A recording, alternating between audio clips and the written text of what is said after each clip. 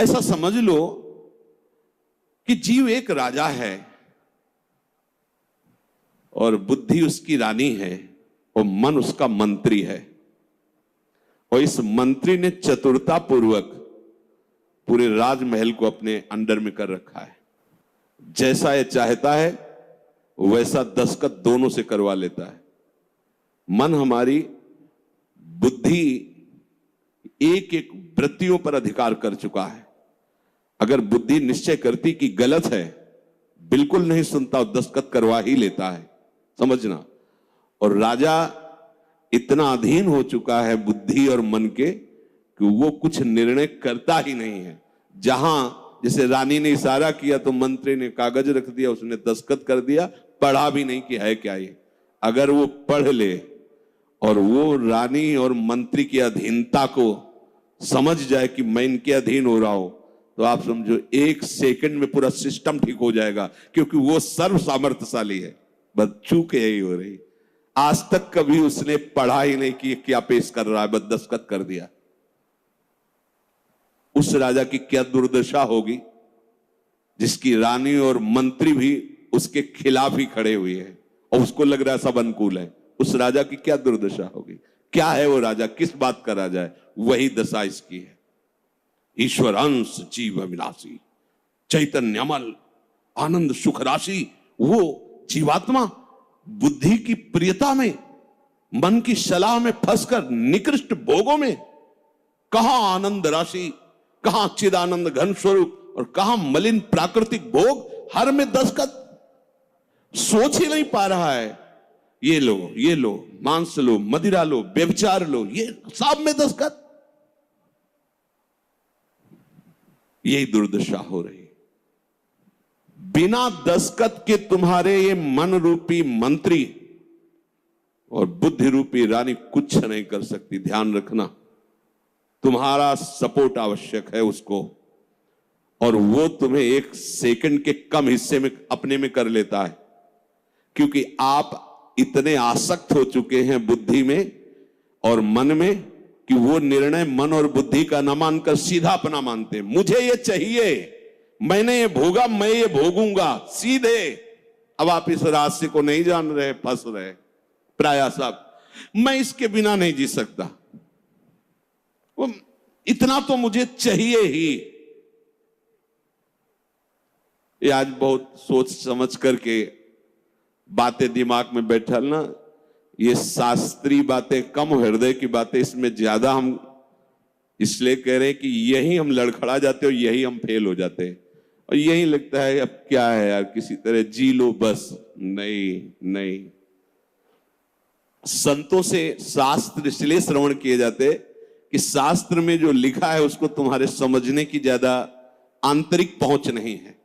संतों ने उसको जिया है और उस शब्द को उन्होंने स्वाद लिया है, फिर उसे जब बोलते हैं अपने अनुभव के साथ में एकदम दिमाग में आके बैठ जाता है।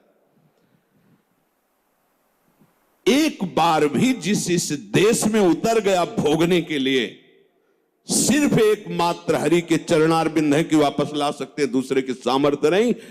ये ऐसा दलदल है कि वो धंसता ही चला जाएगा, डूब जाएगा, नहीं निकल सकता। और नहीं निकल पाए आज तक, पूरे अनादि जन्म व्यतीत हो गए। आज हरि कृपा से, गुरु कृपा से साधु संग प्राप्त हुआ है, तो हमें ऐसे दलदल से निकाल कर ऐसे स्वच्छ और सुरक्षित स्थान पर उन्होंने खड़ा कर दिया। तो आप सब ध्यान दीजिए, ये मन आपको कैसे फंसाता है। ये आपके सामने आपकी कमजोरी पा गया है। क्या? जीव सुख समुद्र का अंश है, वो केवल सुख चाहता है। ये कमी पा चुका है कि इसको सुख चाहिए, और सलाह और दिशा दोनों गलत हो गई। सलाहकार मन प्रकृति से मिला हुआ है और दिशा विषय भोगों की तरफ चली गई। अब ये जिस विषय को कह देता है ये स्वीकार कर लेता है। अब इस बात को आपको काटना होगा। वो आपके सामने लालसा पेश करेगा सुख भोग की।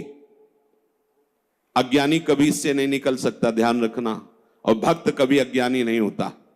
बड़े बड़े भक्तों को देख लीजिए, भक्तराज श्री हनुमान जी महाराज, ज्ञानिनाम अग्रगण्यम बुद्धिमताम वरिष्ठम, भक्तराज गरुण जी जिन पर भगवान स्वयं आसन लगाते बैठते हैं, गरुण महाज्ञानी गुण राशि। हाँ, भक्त को कोई कहे कि ये तो अज्ञानी, भक्त परम ज्ञानी होता है। दोनों पक्षों का ज्ञान होता है, प्रेम का भी और आत्मस्वरूप के बोध का भी।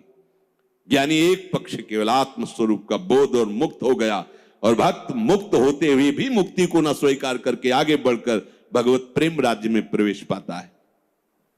न जातु कामः कामानामुपभोगेन साम्यति। ये बात बैठा लिए भाई, ये जो मन आपको पेश कर रहा है कि ये क्रिया हो जाती, ये भोग मिल जाता तो मुझे शांति मिल जाती और फिर मैं आराम से बैठ के भजन करता, सावधान रहना। ये दुश्मन आपको प्रलोभन में फंसा कर ऐसे दलदल में ले जा रहा है जहां केवल हरि बचा सकते हैं, दूसरा नहीं। केवल हरि, केवल हरि, दूसरा नहीं। विश्वास करना, दूसरा कोई नहीं बचा सकता इस दलदल से, क्योंकि आप बचना ही नहीं चाहेंगे। ये ऐसी मृत्यु है कि इससे आप हंसकर गले लगाएंगे, इसके लिए तड़पेंगे। ये न भयावह नजर आएगी और न एक कटु नजर आएगी, पर ये जहर से भी ज्यादा कटु है और मृत्यु से भी ज्यादा भयावह है। ये भगवती माया का जो आकर्षण है, उस समय अगर कोई बचा सकता है तो केवल हरि, दूसरा नहीं। हविषा कृष्ण वर्तमेव भूय एवाभिवर्धते। जैसे अग्नि में घी डालते जाओ तो अग्नि प्रज्वलित ही होगी, बुझेगी नहीं। ऐसे ही तुम्हारे सामने मन की जो जो भेजी हुई भोग लालसाएं हैं, अगर उनको तुम स्वीकृत करते गए तो तुम्हारी कामना तुम्हारा नाश कर देगी, तुम्हारा पतन कर देगी, दुर्गति प्राप्त हो जाएगी। न चेन्द्रियाणाम भोगाभ्यासेन वैतृष्ण्यम कर्तुम शक्यम कस्मात्। भोगों के भोगने से विषयासक्ति, इंद्रियों की भोग चंचलता बढ़ती है। अतः कभी भी भोग भोगने से सुख और शांति नहीं प्राप्त हो सकती। ये वो महापुरुष जो भूत भविष्य वर्तमान तीनों कालों का ज्ञान रखने वाले हैं, और ऐसा ही आप भी अनुभव करके देख चुके हैं। जो गृहस्थ में है या जो विरक्त है, तो अभी विरक्त हुए हो 10-5 वर्ष से, अनादिकाल से भटक रहे हो, तो विषयों में ही तो भटक रहे हो। केवल अभी ये लगता है आपको, ये नया स्वप्न है तो लगता है कि हमारा जन्म पता नहीं हुआ कि नहीं हुआ, हमने तो जीवन में कभी भोगा नहीं। अरे बहुत पुराने हो, पुराण पुरुष पुरुषोत्तम के अंश हो, तो तुम भी पुराण सनातन हो। अब इस भोगाभ्यास की तरफ कदम यदि बढ़ाया तो जीवन संकट में फंस जाएगा। इसको रोकने से बात बनेगी, ना से बात बनेगी, हां से नहीं। इसमें हां नहीं। ये इतना जिद्दी स्वभाव का मन है कि लाखों बार तुम ना करोगे तो उसके ऊपर भी हां कराने की कोशिश करेगा वो। ये हारने वाला नहीं। अगर आप ना ही करते रहे तो आपके अधीन होकर मंगल मूर्ति हरि का स्वरूप हो जाएगा, ये भी ध्यान रखना। पर इसके ना के बाद जो इसकी व्यथा पैदा होती है, उसको सहना किसी महात्मा के बस की बात है, विषयी भोगी पुरुषों की नहीं। अगर उसे कोई, जब मन को ना कहा जाता है और फिर वो जो व्यथा पैदा करता है, उस व्यथा को जो सह जाता है, वही परम पद का अधिकारी होता है। यम ही न व्यथ्यन्ते पुरुषम पुरुषर्षभ सम दुखा सुखाधीरम स्वमृतत्वाय कल्पते। वो अमृत पद का अधिकारी हो जाता है। आप अमृत पद के अधिकार के लिए ही निकले, इसलिए सहना पड़ेगा। और वास्तविक सहना है ही नहीं, भ्रम है। अगर थोड़ा सा विवेक जागृत हो जाए तो हंसकर निकल जाओगे, कोई जलन नहीं, कोई परेशानी नहीं। ये केवल माना हुआ है। जो हम देख रहे हैं कि सामने वो सर्प है, वो है रस्सी। हम बड़े बड़े मंत्रवेत्ता बुला रहे हैं, बड़े बड़े अनुष्ठान कर रहे हैं, उससे क्या होगा?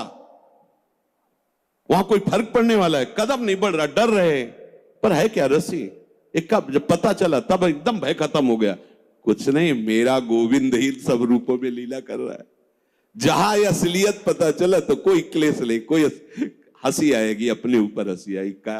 का फंसा था। जैसे ठूठ को भूत मानकर भयभीत हो रहे, पर जब नजदीक गए तो हंसी आएगी।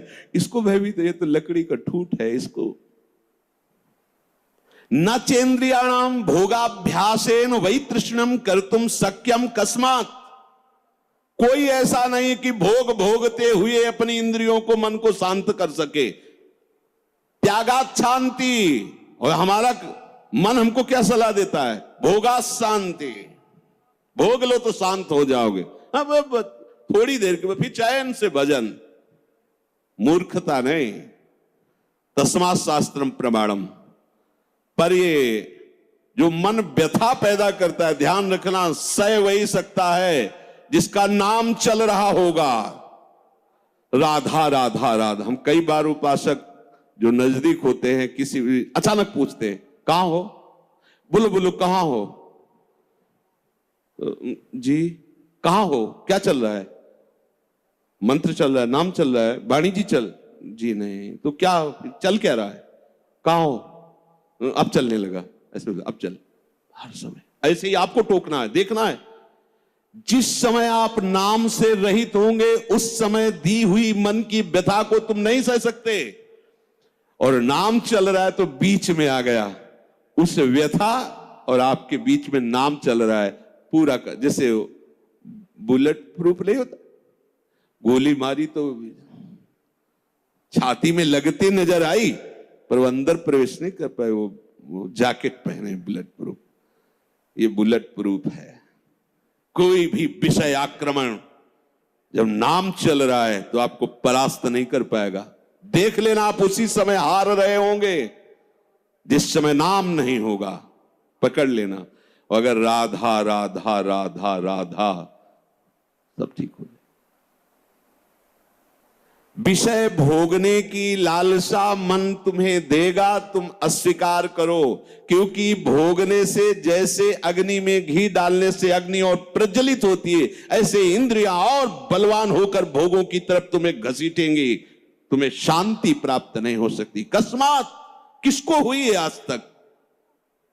यतो भोगाभ्यास मनु विवर्धन्ते रागाः कौशलम चेन्द्रियाणाम।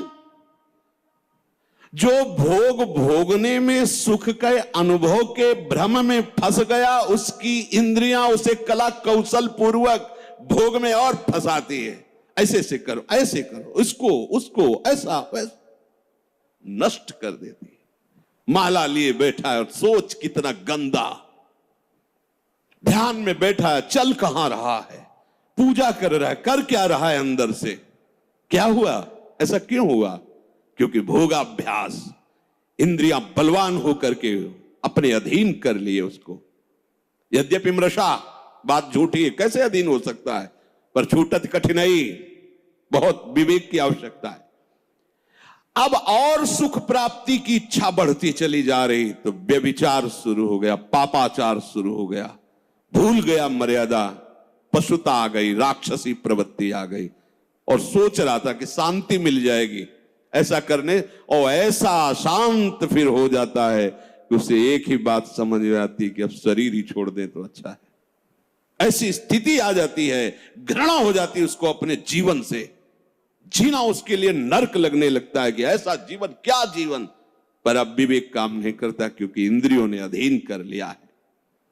बिखर पर्यो मन समटत नाही, इंद्र ने लीनो जीत, इंद्रियों ने जीत लिया। तस्माद अनुपायः सुखस्य भोगाभ्यासः। बस वो इसी सुख का चिंतन करता रहता है, भोगाभ्यास। कैसे? पूरा जीवन इसी में। भोग सामग्री एकत्रित करना, उसको भोगना, अधिक से अधिक भोग सामग्री एकत्रित करना, उसको भोगना, बस इतना ही जीवन। देख लो जो सत्संग विहीन है, भगवत विमुख, देख लो इतना ही जीवन है। भोगाभ्यास, भोग सामग्री संग्रह, बस उसको भोगना, यही जीवन। ये तो पशु भी कर रहे हैं। खान पान निद्रा भय हार मैथुन। बोले जो, बहुत ध्यान से सुना, अभी शांत बैठा था, और मन ने भोग लालसा उसके सामने रखी, वो तदात्म हो गया और भोग करके अब सुख शांति प्राप्त करने की इच्छा में सम्मिलित हो गया। बोले उसकी ऐसी दुर्दशा हो गई, सा खलवयम वृश्चिक विषभीत इवासी विशेषण दष्टो या सुखार्थी विषयानुवासितो महत दुख पंके निमग्न इति। बिच्छू के डंक के जहर से बचने के लिए उसने अपने हाथ को सुरक्षित समझा सांप के बिल में डालना। अब उसकी क्या दुर्दशा होगी। भाव इसका थोड़ी सी जलन दे रहा था जब हम कह रहे थे ना, हम उस बिच्छू के डंक जैसी बात को नहीं सह पाए, और जब विषय भोगा तो कैसा, जैसे सांप के बिल में उसके मुंह में हाथ लगा देना। अब वो जो सांप काटा, अब बहुत 45 मिनट जियोगे, अगर इंजेक्शन सही नहीं मिला मरी जाओगे, क्योंकि वो कोबरा का जहर पूरे शरीर में फैल जाएगा। और एक कोबरा नहीं, हमारे अनंत कोबरा डसते रहते दुर्वासना के। समझिए, पहले शांत था, भोग लालसा प्रकट हुई, जलन हुई। जब आपने उसे ना कहा तो वो जलन जो हुई, अगर उसको नहीं सह पाए और भोगाभ्यास में उतर गए तो ऐसा समझ लो कि बिच्छू के डंक के भय से बचने के लिए सांप के बिल में हाथ डाल दिया।